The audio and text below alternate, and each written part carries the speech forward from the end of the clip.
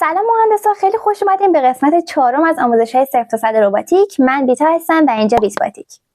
اگر از قسمت اول آموزش‌های 0 تا 100 تا اینجا همراه من بوده باشید، الان دیگه کامل بلدین چطوری LED رو کنترل کنیم و برنامه‌نویسی و طراحی مدارش رو انجام بدیم. امروز توی این ویدیو می‌خوایم یه کوچولو مبحث رو ببریم به سمت مهندسی کامپیوتر و پیشرفته‌ترش کنیم.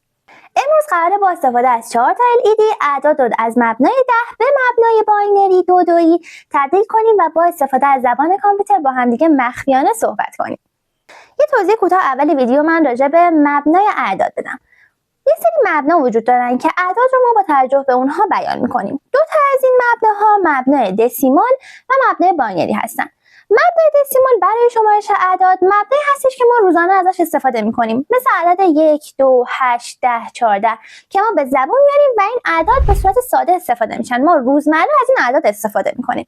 اعداد باینری اعدادی هستن که از 0 و 1 تشکیل شدن، در واقع زبانی که کامپیوتر با اونها کار میکنه و مبنای دودویی هستن. مبنای دودویی یعنی مبنامون 2 هست و اعداد قبل اون میشن عضوهایی که توی در واقع این سیستم اعداد ما داریمشون، 0 و 1. مبنای 10 هم که تمام اعدادی که ما روزمره ازشون استفاده میکنیم شامل این مبنا میشن.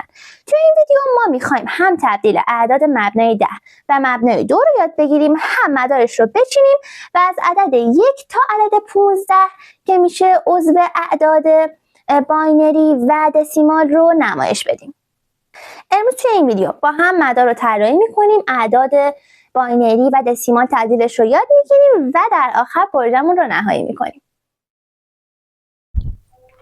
خب مهندسا، بریم یاد بگیریم چطور باید اعدادی که روزمره ازشون استفاده میکنیم رو به زبان کامپیوتر تبدیل کنیم. ما 2 تا مبنای اعداد داریم، 2 تا دسته‌بندی اعداد رو امروز میخوام بهتون یاد بدم. اولی دسته‌بندی دسیمال هستش که ما روزانه از این دسته‌بندی استفاده میکنیم. دسته‌بندی که هر روز به کارش میبریم. مثلا وقتی که من میرم مغازه میگم من 54 تا LED میخوام. 54 تا LED روزمره استفاده میشه این عدد و اصلا بهشون توجه نمی کنیم، ولی باید بدونیم هر عدد همونطوری که نوشته میشه در یک دسته از اعداد در نوع اعداد قرار میگیره. هر مبنای اعدادی که ما نام میبریم یه مقادیری داره، یه عضوهایی درونش داره. عضوها از 0 شروع میشن و تا یکی کمتر از اسم اون مبنا ادامه دارن. مثلا مبنای دسیمال یا 10 که ما روزمره ازش استفاده میکنیم از عدد 0 شروع میشه و تا عدد 9 ادامه داره، ولی خود 10 رو شامل نمیشه. حالا مبنای دودویی یا باینری مبنایی هستش که دوباره عضوهاش ما بگیم همونطور که توی قبلیات گرفتیم از 0 شروع میشه و تا یکی کمتر از اون مبنا ادامه پیدا میکنه، ولی اون مبنا رو محسوب ما نمی کنیم، حسابش نمی کنیم. مبنای باینری مبنایی هستش که کامپیوتر باهاش پردازش انجام میده، ارسال اطلاعات میکنه، پردازش تصویر میکنه، با ما صحبت میکنه. تمام کارهایی که کامپیوتر انجام میده با مبنای باینری انجام میشه. حالا چرا از مبنای دسیمال استفاده نمیکنه؟ خب چرا اصلا همه از این مبنا استفاده نمیکنن؟ ببینید هر سیستمی با توجه به شرایطی که داره یه سیستم مبنای مورد نظر خودش رو، چیزی که براش بهتر هستش رو استفاده میکنه. مثلا عدد 7 که ما روزمره ازش استفاده میکنیم توی مبنای باینری به این صورت نوشته میشه. مثلا من بخوام برم یه جا و از عدد 7 استفاده کنم، مثلا بگم من امروز ساعت 7 بیدار شدم، بعد بگم من امروز ساعت 1 بیدار شدم. خب خیلی غیر منطقی به نظر میرسه. با توجه به اینکه من نیاز دارم اعداد رو ساده استفاده کنم، از مبنای دسیمال برای روزمرگی ما استفاده میکنم. من ترجیح میدم بگم 7 تا بگم 1. اما این عددی که 7 استفاده میشه و ما راحت به زبونش میاریم توی پردازش های کامپیوتری بسیار سرعت مهم هستش. این عدد 7 اگر بخواد وارد پردازش های کامپیوتری بشه هم حافظه زیادی اشغال میکنه، هم زمان زیادی اشغال میکنه، یعنی هم برای من اشغال حافظه میکنه و هم زمان من رو هدر میده، اتلاف وقت داره، به خاطر اینکه حجم زیادی داره این عدد 7. ولی وقتی که من از دو حالت کلا استفاده میکنم، یعنی یا 1 یا 0. توی پردازش‌های کامپیوتری خیلی کار من راحت‌تر میشه، به خاطر اینکه 1 و 0 دو تا حالت مشخص دارن، یا آره یا نه. مثل دیجیتالی که بهتون توضیح دادم، دقیقا مثل همون، یا آره یا نه، یا برق اومده یا نیومده، یا پیام اومده یا نیومده. خیلی ساده. برای کامپیوتر ارسال اعداد زیاد اما محدود خیلی راحت‌تر هستش. هم زمانش رو کمتر میگیره، هم حافظه کمتری ازش میگیره. ولی برای ما ترجیح میدیم که از همین اعداد خودمون استفاده کنیم. پس هر سیستمی با توجه به نیازهایی که داره و شرایطی که داره از مبنای اعداد متفاوتی استفاده میکنه. حالا تا اینجا یاد گرفتیم که اصلا این مبنای اعداد چی هستن. بریم با هم دیگه یاد بگیریم که چطور این اعداد تبدیل میشن. یه مثال ساده میزنیم برای اینکه یاد بگیریم چطور در واقع اعدادمون رو تبدیل کنیم. عدد 234. ببینید بچه‌ها، این عدد از 3 بخش تشکیل شده. من برای هر کدوم یه مرتبه در نظر میگیرم و از سمت راست شروع میکنم به سمت چپ. مرتبه یعنی چی؟ یعنی که هر عدد چه جایگاهی داره. اول اینکه باید بدونیم این عدد در مبنای 10 هستش. حالا من چطور تشخیص دادم که این عدد در مبنای 10 هستش؟ علم غیب که ندارم، شاید مثلا چه میدونم توی مبنای دیگه باشه. از اینجا تشخیص دادم که هیچ عددی بزرگتر از عدد 9 نداره. یعنی آخرین عددی که عضو یه مبنا هست مشخص میکنه که من دارم از چه مبنایی استفاده میکنم. مثلا اگه من اینجا میگفتم این عدد در مبنای 2، کاملا اشتباه بود. ببینید بزرگترین عددی که توی مبنای 2 قرار داره عدد 1. یه 0 داره، یه دونه 1 داره. الان من توی مبنای 2 ندارم، 3 ندارم، 4 ندارم.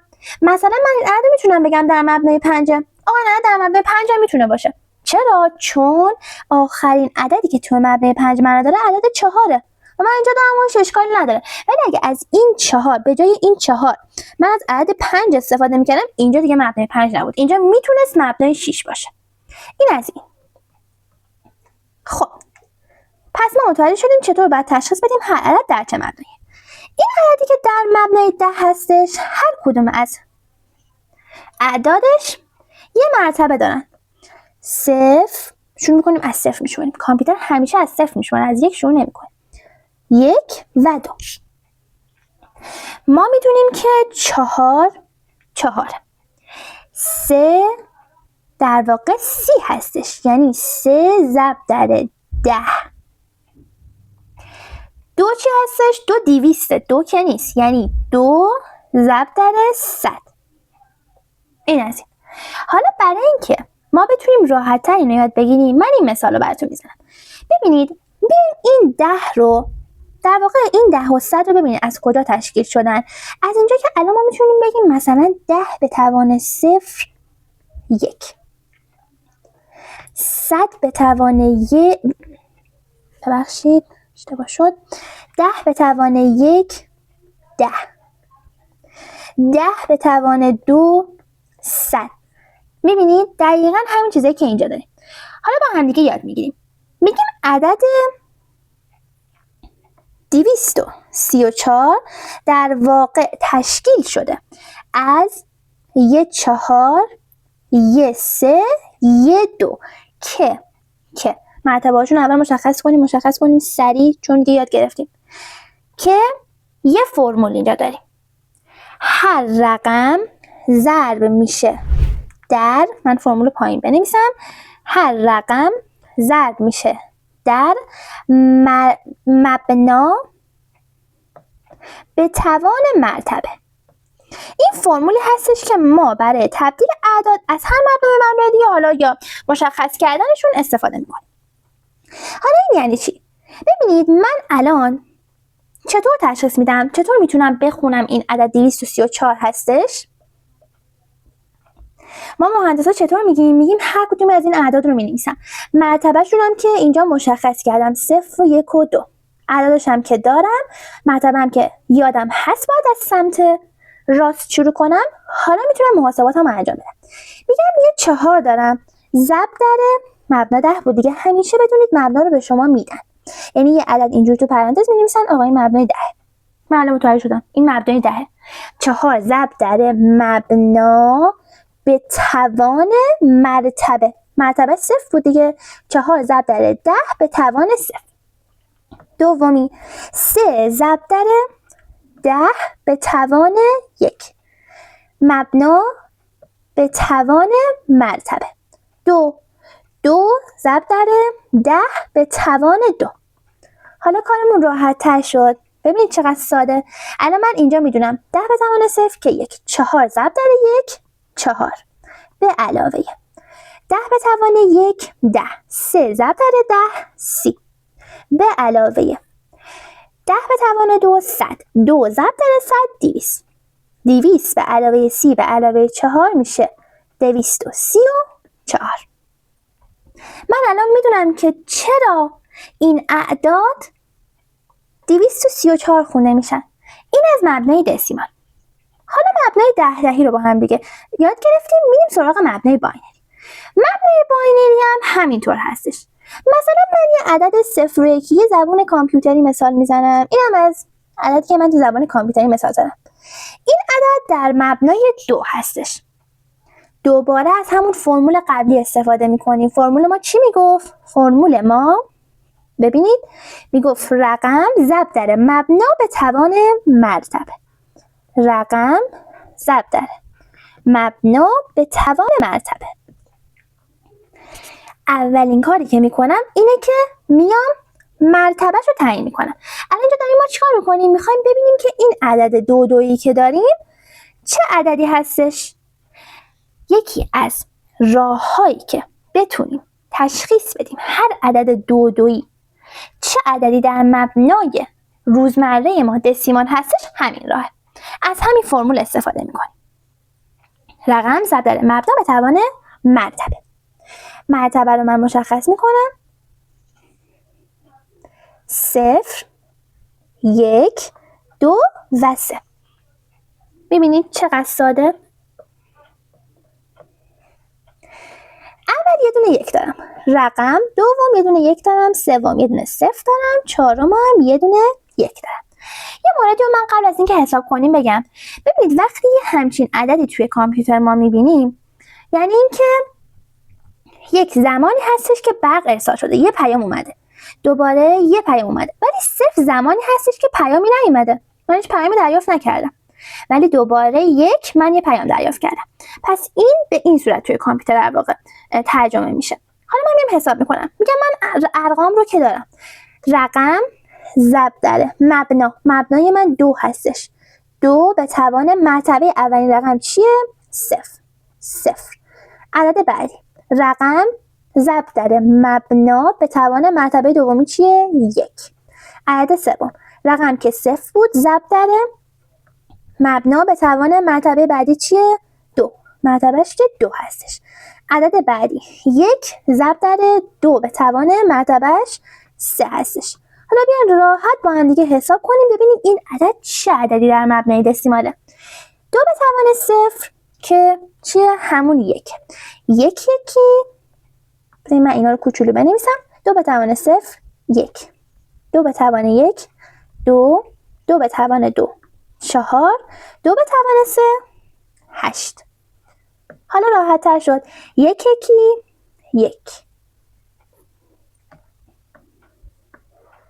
1 2 تا 2 0 4 تا 0. اصلا حسابش نمی‌کنم، اصلا مهم نیست برام. 1 8 تا 8. حالا تمام این ارقام رو که به علاوه هم دیگه کنیم 8 9 10 11.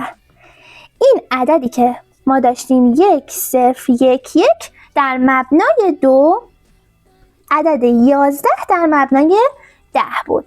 پس اینم شد تبدیل که ما متوجه بشیم هر عدد در مبنای 2 چه عددی در مبنای 10 هستش. خیلی ساده. پس یه بار دیگه یه خلاصه توضیح بدم.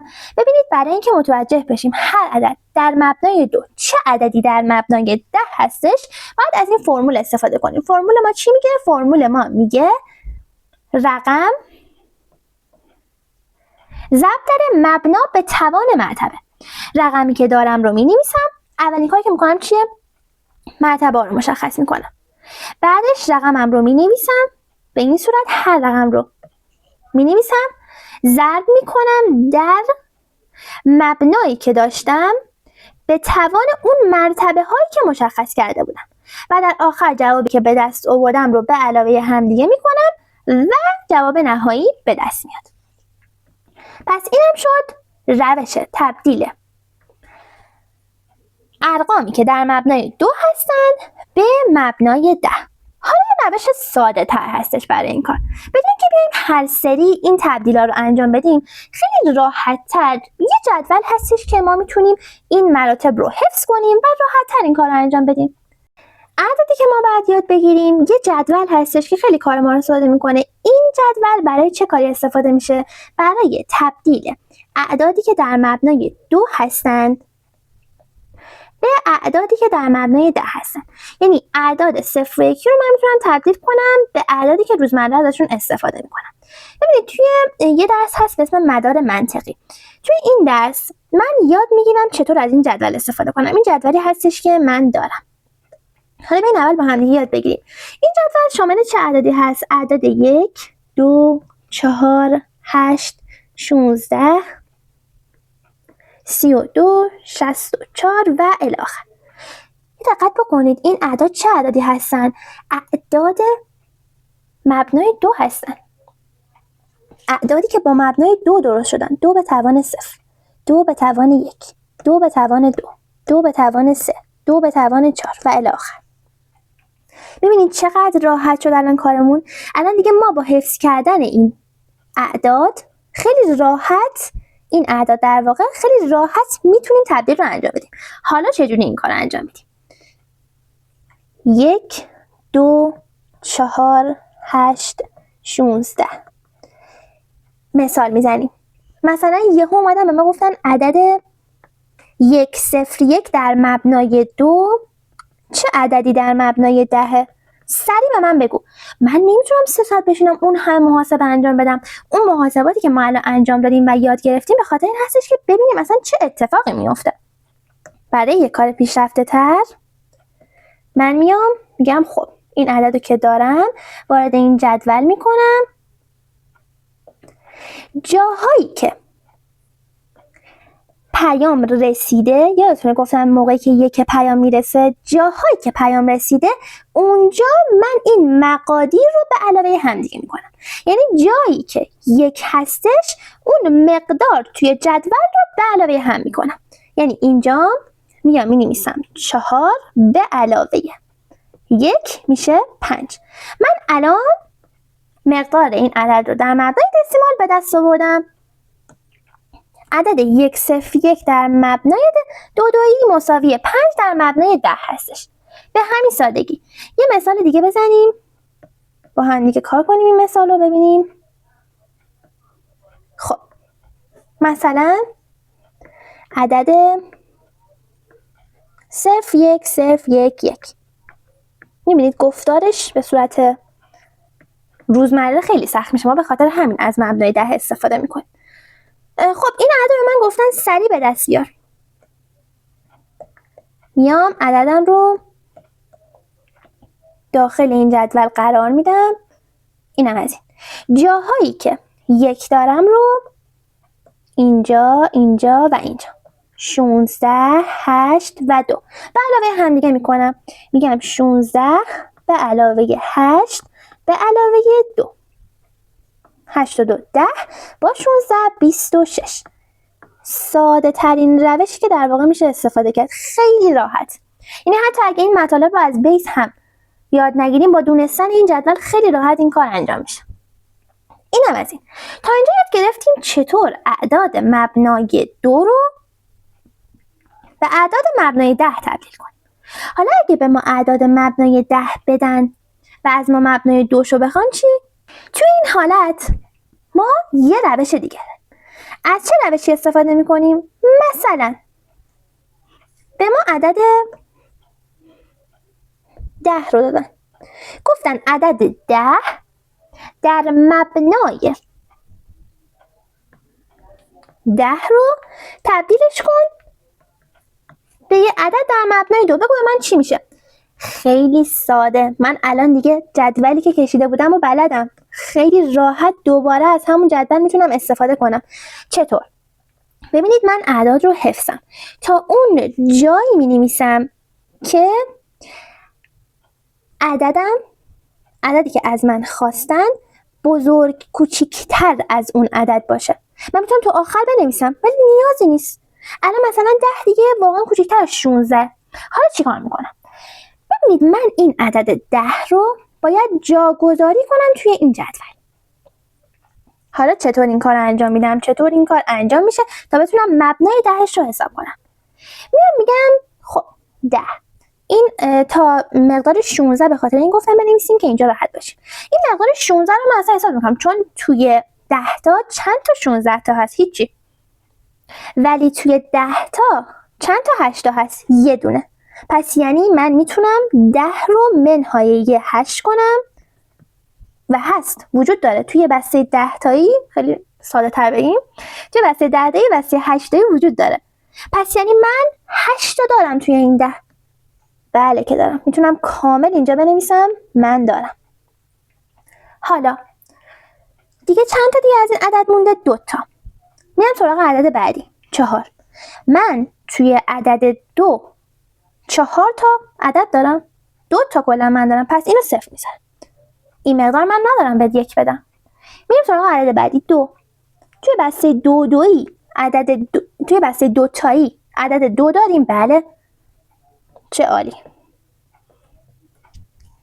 اینجا هم یه 1 میذارم. من دارم میتونم بهت بدم. حالا 0 تا برامون تموم شد. الان من توی 0 تا یه دونه دارم؟ نه. پس 0 میذارم. اینم از جوابم. به همین سادگی تبدیل رو انجام دادیم. عدد 10 در مبنای دسیمال عدد 0101 در مبنای 2 دویی هستش. حالا بیاین این کار رو یه بار دیگه انجام بدیم. یه مثال دیگه بزنیم که کامل یاد بگیریم. یه مثال دیگه مثلا عدد 20 رو بیاین مثال بزنیم. یا عدد 22. سریع میام جدولمو میکشم. من دیگه کامل یاد گرفتم. ترس نداره. خب تا یکی بیشتر از اون مقدار دیگه الان من میدونم مثلا توی بسته 2 تایی واقعا 32 تا وجود نداره. پس تا همینجا استاپ میکنم. توی بسته 22 تایی آیا 16 تا وجود داره؟ بله.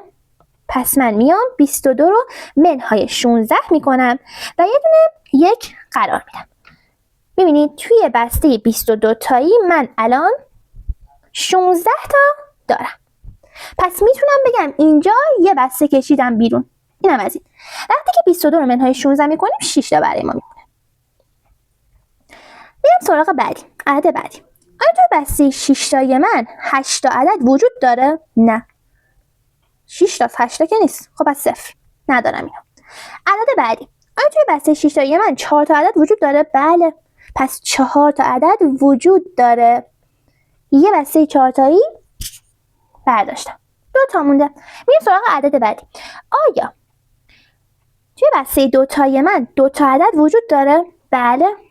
پس منم یه دونه برمی‌دارم. و تمام. 0. وقتی به 0 میرسیم دیگه هیچی ندارم. حالا توی هیچی من یه دونه دارم، یه دونه عدد نه. پس 0. به همین سادگی. عدد 22 در مبنای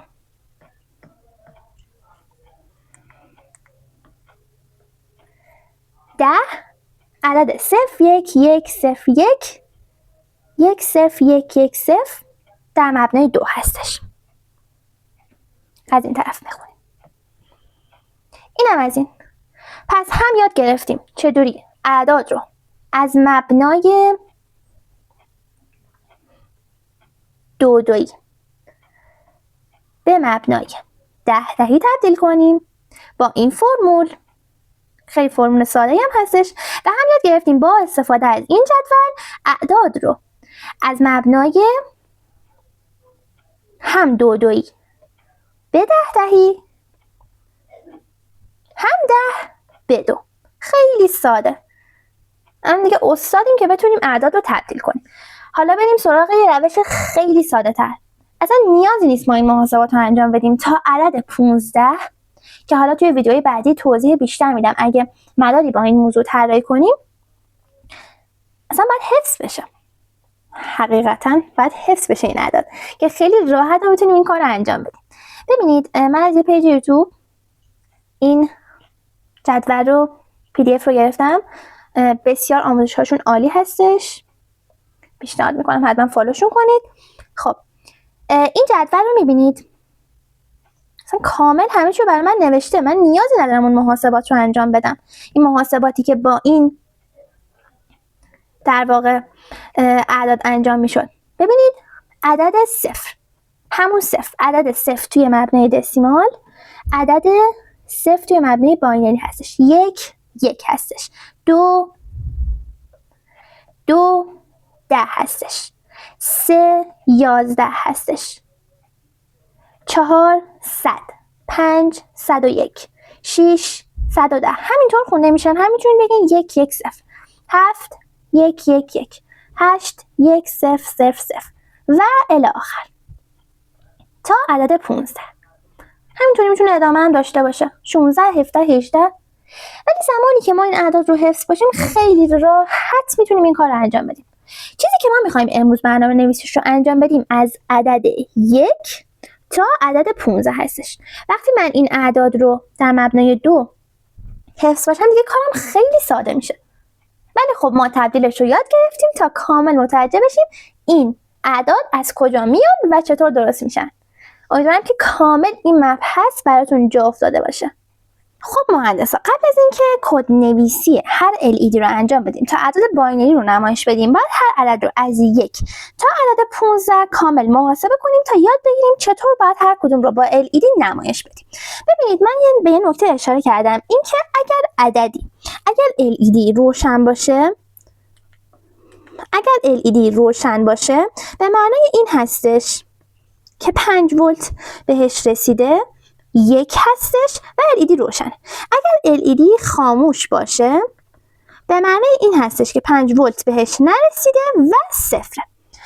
ببینید ما 4 تا LED داریم. هر زمان که یه LED رو روشن کنیم به معنای این هستش که مقداری که برای اون LED در نظر گرفته شده محاسبه میشه و نمایش داده میشه. الان این 4 تا LED عدد 1 رو نشون میدن. این LED روشن شده به عنوان 1 در نظر گرفته میشه، LED های دیگه خاموش هستن به عنوان 0. همونطوری که اعداد رو حساب میکنیم الان در واقع تبدیل 2 2 به 10 10 رو انجام میدیم. هر جا که LED روشن بود به عنوان 1 در نظر میگیریم و مقدارش رو، این در واقع همون جدولی هستش که با هم کار کردیم، مقدارش رو به علاوه همدیگه میکنیم و در آخر عدد رو به دست میاریم. بریم دونه دونه از عدد 1 تا 15 این مقادیر رو حساب کنیم. توی نمودار اول، در واقع توی مدار اول، LED اول روشن با مقدار 1، 2 3 و 4 خاموش هستن. پس فقط 1 عدد داریم که مساوی عدد 1 هستش. توی مدار دوم LED اول خاموش، 2 روشن، 3 خاموش، 4 خاموش. فقط یه LED با مقدار 2 روشن هستش که نماینگر عدد 2 هست. پس یعنی هر جا LED روشن خاموش خاموش خاموش بود عدد 1 رو نمایش میده، خاموش روشن خاموش روشن بود عدد 2 و الی آخر. مدار بعدی اولی و دومی با مقدار 1 و 2 روشن، 3 و 4 LED ها خاموش. پس یعنی اولی با مقدار 1 و دومی با مقدار 2 روشن هستن که در کل عدد 3 رو نمایش میدن. اولی خاموش با مقدار 1، دومی خاموش، سومی با مقدار 4 روشن و چهارمی خاموش. یه مقدار داریم که روشن هستش، پس به علاوه میکنیم همون یه مقدار، عدد 4 رو نمایش میده این مدار. مدار بعدی چراغ اول روشن با مقدار 1، دوم خاموش، سوم با مقدار 4 روشن و چهارم خاموش. پس اونایی که روشن بودن رو به علاوه همدیگه میکنیم مقدارشون رو، 1 به علاوه 4 که جمعاً عدد 5 رو به ما نمایش میده. نمودار بعدی اولی خاموش، دومی با مقدار 2 روشن، سومی با مقدار 4 روشن و چهارمی خاموش. مقادیری که روشن بودن رو به علاوه همدیگه میکنیم. 2 به علاوه 4 که جمعاً 6. این مدار عدد 6 رو نمایش میده. مورد بعدی، اولی با مقدار 1 روشن، دومی با مقدار 2 روشن، سومی با مقدار 4 روشن و چهارمی خاموش. خب اون چراغایی که روشن بودن مقادیرشون رو جمع میکنیم. 1 به علاوه 2 به علاوه 4 که جمعاً عدد 7 رو به ما میدن. این مدار عدد 7 هستش.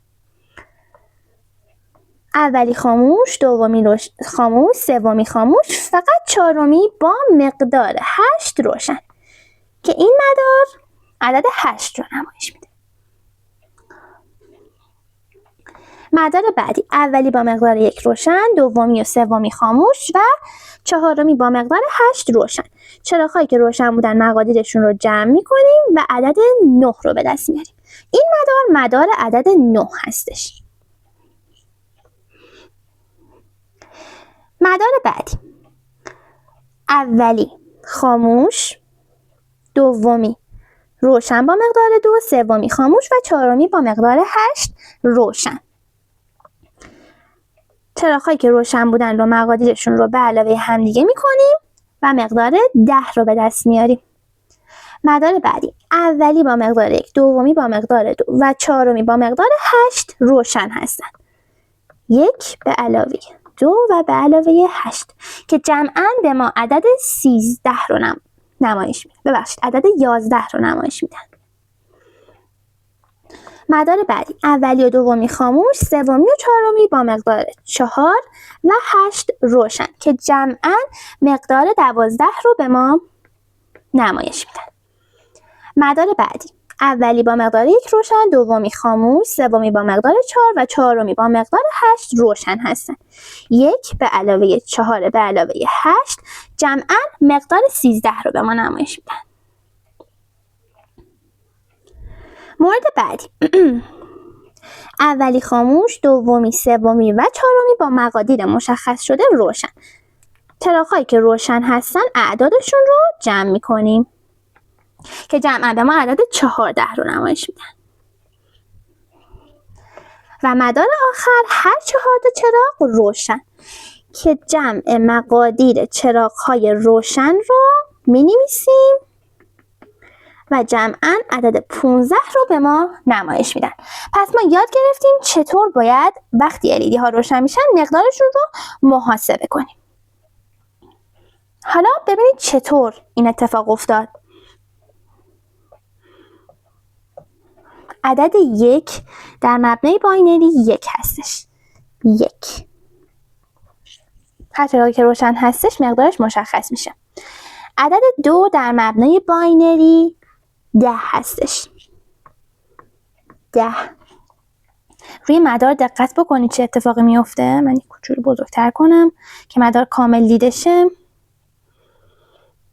عدد 3 در مبنای باینری 11 هستش.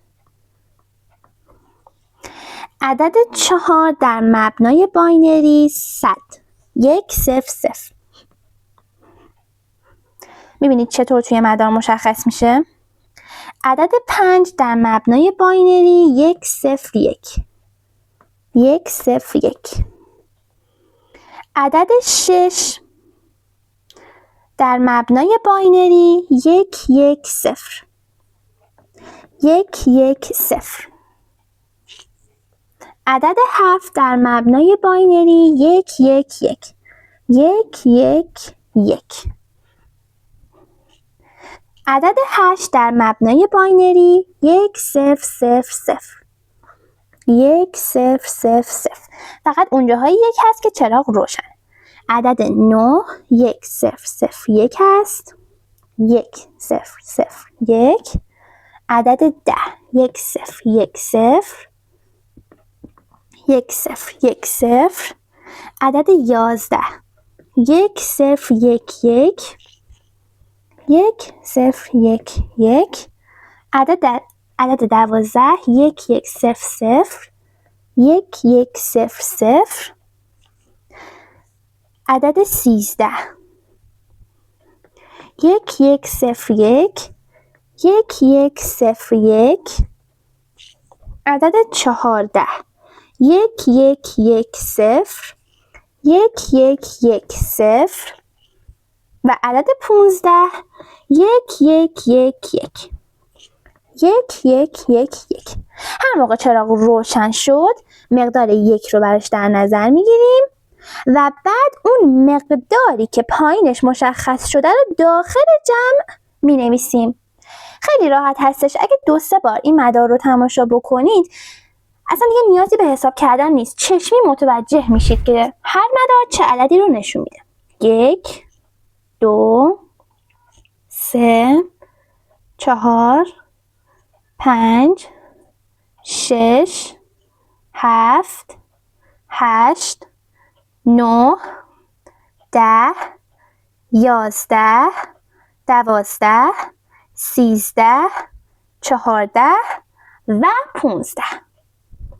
این هم از آموزش این که چطور باید از روی مدار تشخیص بدیم هر 4 تا LED روشن یا خاموش میشن چه عددی رو نمایش میدن. حالا که تبدیل اعداد دسیمال و اعداد باینری رو یاد گرفتیم خیلی راحت‌تر میتونیم روی این مدار کار کنیم و متوجه بشیم. ببینید هر LED توی این مدار برای یکی از تبدیل‌هایی هستش که ما استفاده می‌کنیم و به زبان باینری اعدادمون رو نمایش میدیم. من از 4 تا LED استفاده می‌کنم، LED 5 ولت که هر کدوم نمایشگر یکی از اعداد منه. اولین LED 1، دومین LED 2، سومین LED 4 و چهارمین LED 8 هستش. برای تمام این LED ها برای هر کدوم از مقاومت 220 اوم استفاده میکنم که بتونن جریان رو برای من تنظیم بکنن.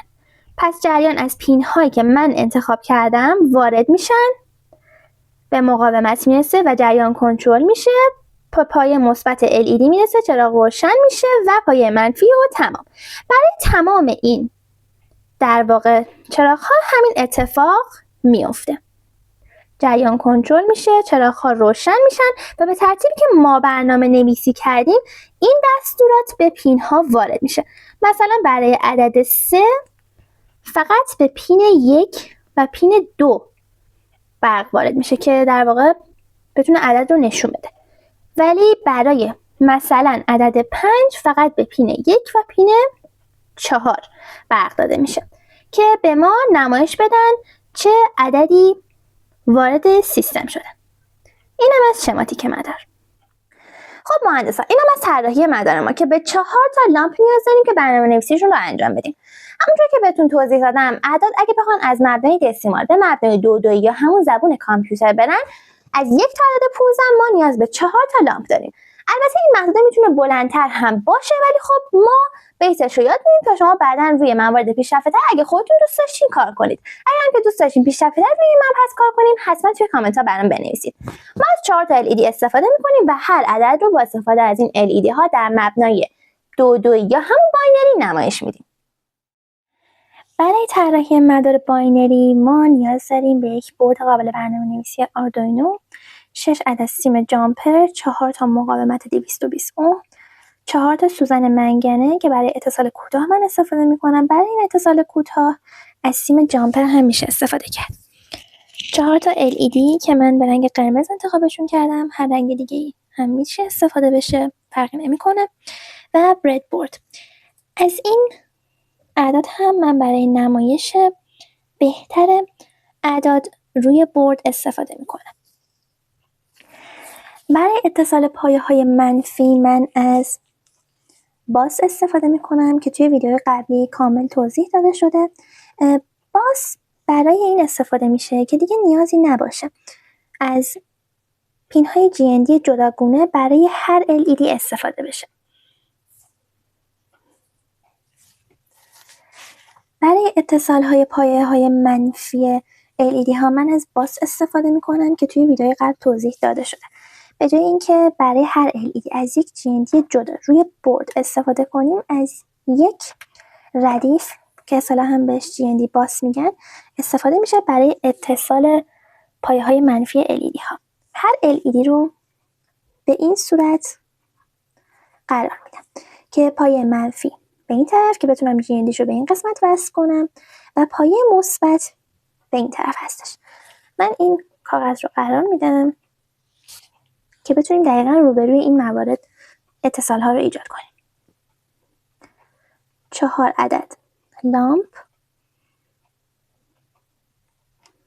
هر لامپ رو سر جای خودش قرار میدیم که نمایانگر یک عدد هستن هر کدومشون. پایه های منفیشون رو از این قسمت با سوزن منگنه که برای اتصال کوتاه من استفاده میکنم به LED ها متصل میکنیم، هر کدوم توی همون ردیفی که پایه منفی LED ها قرار داده شده. این کار رو برای 4 تا LED انجام میدیم.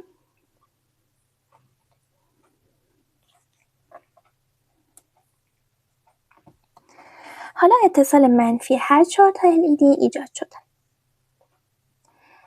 برای اتصال مثبت اول از همه باید جریان کنترل بشه. با LED 220 اوم این کار رو انجام میدیم توی همون ردیفی که پایه مثبت LED هست. مقاومت 220 اوم رو توی همون ردیف قرار میدیم و این کار رو برای هر 4 LED انجام میدیم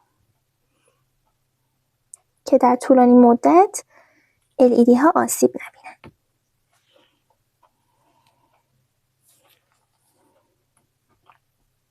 شکل اصلی مقاومت ها به این صورت هستش که حالا من تغییر شکلشون دادم برای اینکه راحت تر بشه اتصالشون رو ایجاد کرد. به این شکل من همیشه خودم طراحی مدار رو انجام میدم. حالا برای کنترل هر کدوم از این LED ها نیاز هستش که از یک سیم جامپر استفاده کنیم.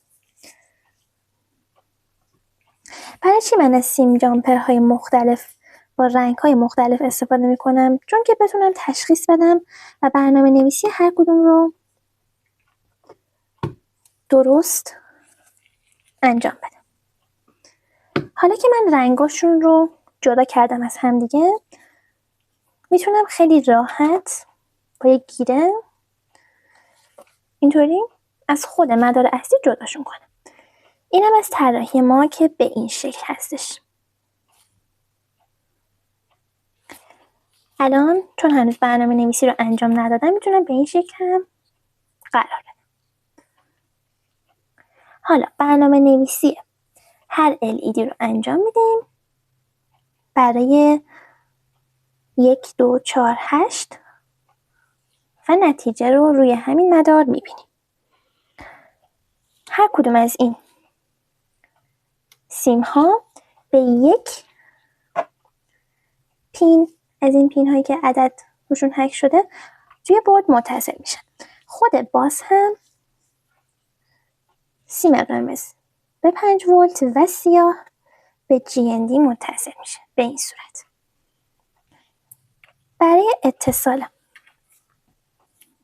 LED ها هم روی بورد از این طرف بزنم برای چراغ شماره 1 که مقدار 1 رو نمایش میده، من از پین ها رو اینجا با یک گیره متصل میکنم. حالا این ور راحت میشه کنترلش کرد. من از پین 2 استفاده میکنم برای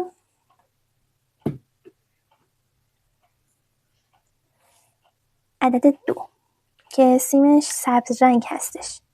من از پین شماره 3 استفاده میکنم برای عدد 4 که پینش در واقع میبینید زرد رنگ هستش. اینجوری خیلی راحت من میتونم تشخیص بدم. از پین شماره 4 استفاده میکنم و برای عدد 8 که آبی رنگ هستش از پین شماره 5 استفاده میکنم. وقتی که سیم جامپر ها با رنگ های مختلف رو انتخاب میکنیم، زمانی که میخوایم برنامه نویسی رو انجام بدیم، کار برای ما خیلی راحت تر میشه. به این صورت و باز رو هم متصل میکنیم.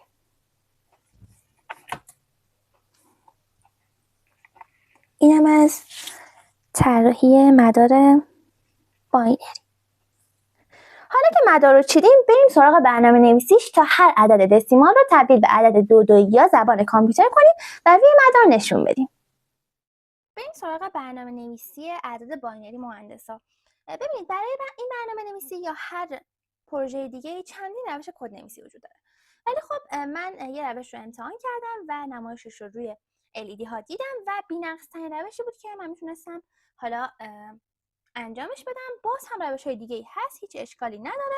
اگه به روش دیگه کد نویسی رو انجام بدین مهم نمایش آخر هستش، چون توی کد نویسی ما هیچ محدودیتی نداریم. خب برای کد نویسی این مورد اول از همه من 4 تا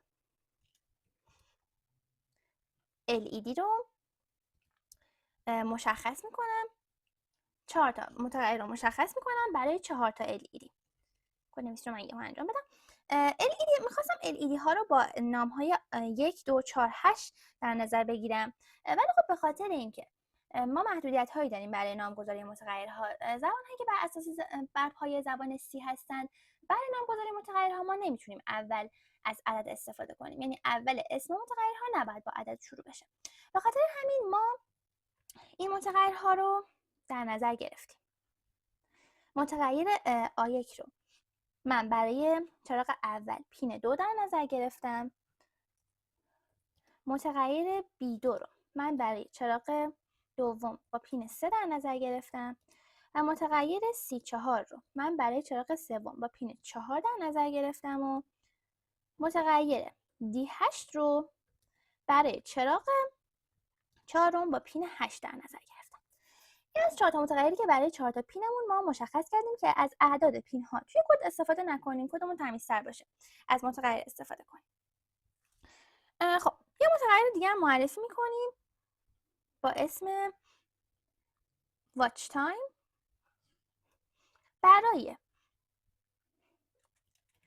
برای فاصله زمانی که میخوایم بین خاموش و روشن شدن هر LED یا LED ها باشه که من فعلا 800 میلی ثانیه در نظر گرفتم. این کد رو برای دیلی ما مینویسیم که در واقع تایم دیلی رو با یک متغیر مشخص کنیم، عدد ننویسیم. بریم سراغ حلقه void. حلقه void ما توی حلقه void چون یک بار اجرا میشه پین ها رو معرفی میکنیم. به بورد میگیم که میخوایم از چه پین هایی برای کد نویسی استفاده کنیم، میخوایم از چه پین هایی روی بورد استفاده کنیم. این کار رو با دستور پین مود انجام میدیم و من پین اول، پین 2 رو، پین 3، پین 4 و پین 5 رو با این اسم معرفی کردم. پس دیگه از اعداد پین ها استفاده نمی کنم و فقط از این اسم هایی که معرفی کردم استفاده می کنم. پین A1 رو با به عنوان یک اوتپوت برای من در نظر بگیر. پین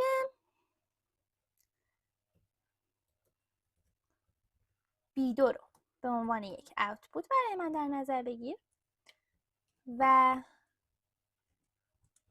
پین C2 رو هم به عنوان یک اوتپوت در نظر بگیر و در آخر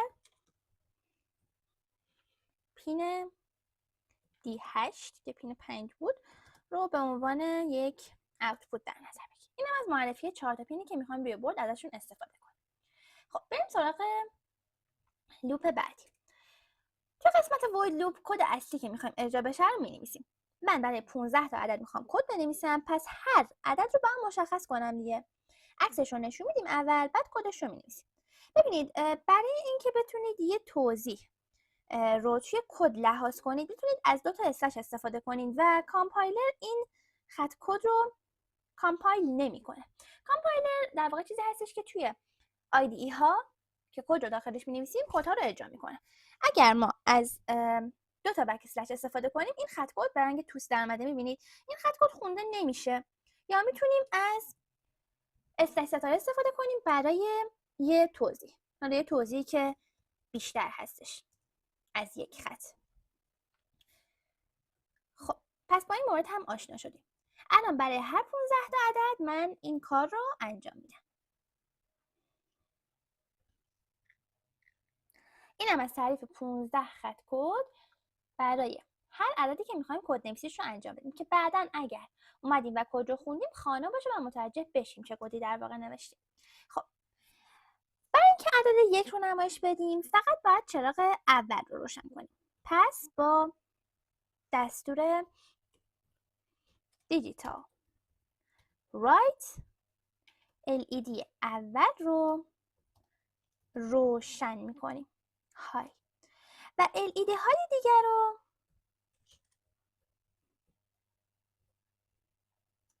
خاموش میکنیم. سایر LED ها خاموش باشند.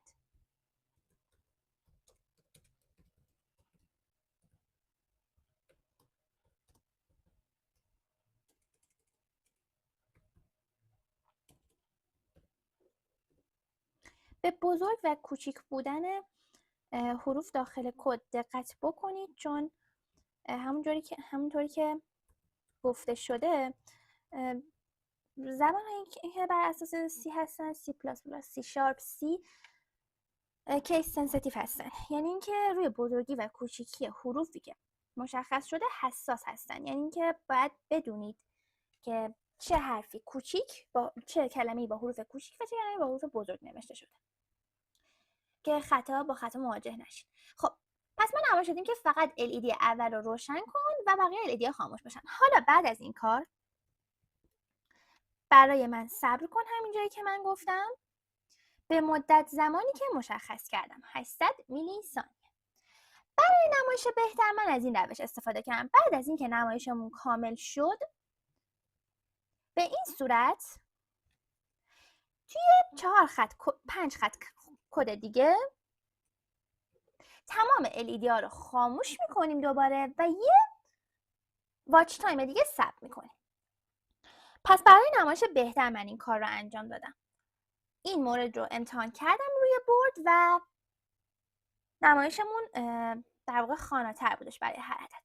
پس بعد از اینکه نمایش رو انجام دادیم یه دور کامل ثبت میکنیم، خاموش میشیم به مدت زمان واچ تایم و بعد میریم سراغ کد بعدی. برای عدد 2 هم به همین صورت هستش. برای اینکه تایم رو سیو کنیم من کد رو کپی میکنم، ولی خب بهتر هستش که کد رو شما بنویسید تا هم بهتر یاد بگیرید. اینجا برای سیو شدن تایم ویدیو این کار رو انجام میدیم. برای عدد 2 باید LED در واقع B2 فقط روشن بمونه. پس ما A1 رو خاموش میکنیم و B2 رو روشن میکنیم. حالا یه نکته اینجا هست. برای اینکه بتونیم بهتر روی LED ها اعداد رو ببینیم بهتر هستش که توی این قسمت در واقع کدهایی که های شدند به عنوان بالاترین خط کد قرار بگیرن. به این صورت یعنی اینکه کدهایی که های هستن بالاتر از کدهای لو قرار بگیرن. برای نمایش بهتر این کار رو انجام میدیم. عدد بعدی عدد 3 هستش که برای عدد 3 A1 و B2 باید روشن بشوند. اینم از عدد 3. عدد بعدی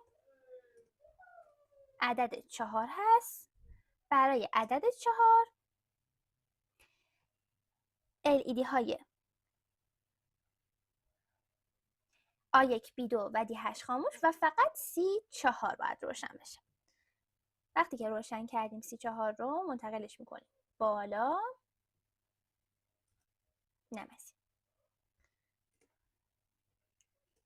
خب پس فقط C4 روشن و بقیه LED ها رو خاموش میکنیم. برای عدد 5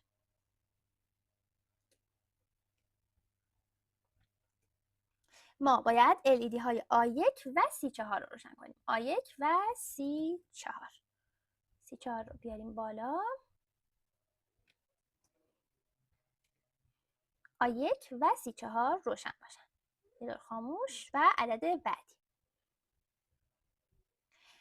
برای عدد 6 LED های B2 و C4 باید روشن باشن. B2 و C4 رو روشن میکنیم، باقی LED ها خاموش. و بعد B2 و C4 میان بالا به این صورت. برای عدد 7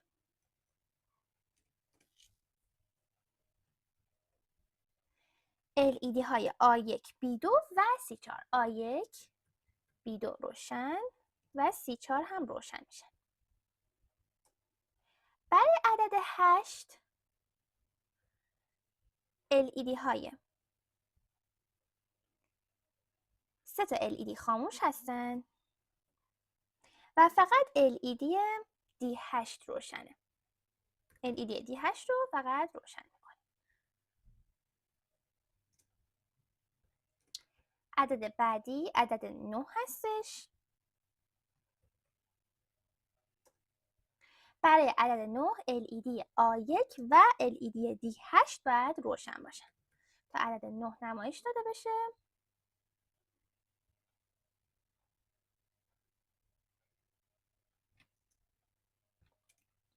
عدد 10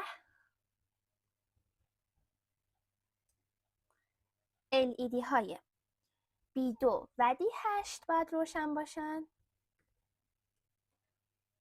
B2 و D8 رو روشن میکنیم. های روشن میشه، لو خاموش. درسته. برای عدد 11 ما LED های A1 و B2 و D8 A1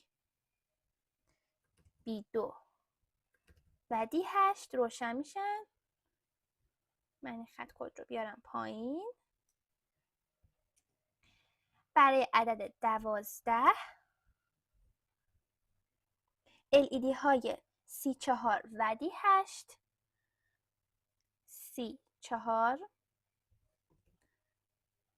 آیه کلو میکنیم C4 و D8 و منتقلشون میکنیم بالا.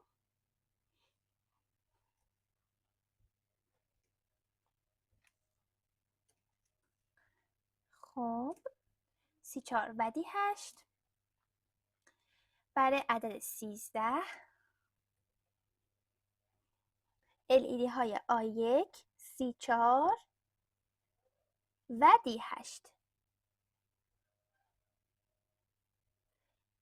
A1 C4 و D8. پس فقط B2 خاموش هستش، منتقلش میکنیم پایین به این سمت. خب برای عدد 14 LED های B2 C4 و D8 پس A1 فقط خاموشه.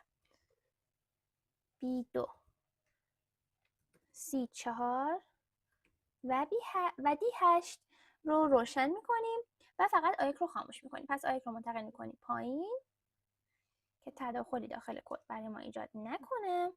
و عدد آخر عدد 15 هستش که برای عدد 15 هر 4 تا LED باید روشن باشند. اینم از نمایشی که برای 15 تا LED ما قرار داریم. پس من یه دور مرور کنم. ببینید متغیر معرفی کردیم با عنوان پین ها که متغیر هم برای دیلی تایم. اون پین ها رو مشخص کردیم که داریم از چه پین هایی روی بورد استفاده میکنیم. اون نمایشی که میخواستیم رو انجام دادیم، چراغی که میخواستیم رو روشن و چراغایی که میخواستیم رو خاموش کردیم و یه دور کامل هم همه چراغا رو خاموش کردیم که نمایشمون بهتر باشه.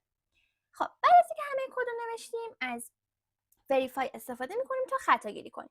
خب ببینید اینجا خطاها رو کامل به من میگه. اگه مشکلی بوده یا خطایی بوده که نوشته شده اینجا من C4 داشتم، متغیر C8 نداشتم. اون مشکل رو که حل کردیم دوباره وریفای میکنیم و اگه خطای دیگه ای باشه به من اطلاع میده. خب پس خطای دیگه نیست، یه خطای نوشتاری بودش که حل شد.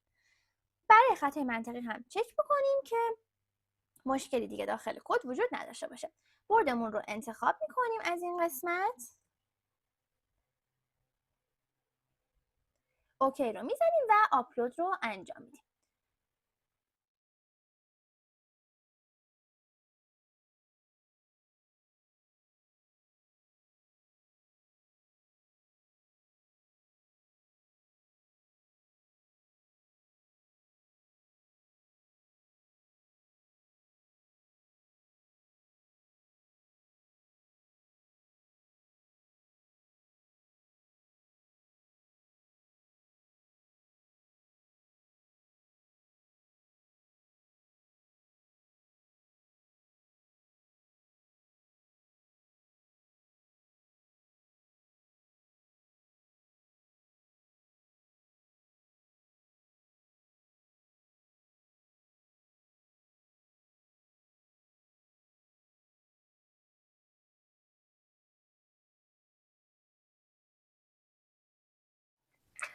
اینم از نتیجه پروژه تبدیل اعداد 10 دهی به 2 دویی.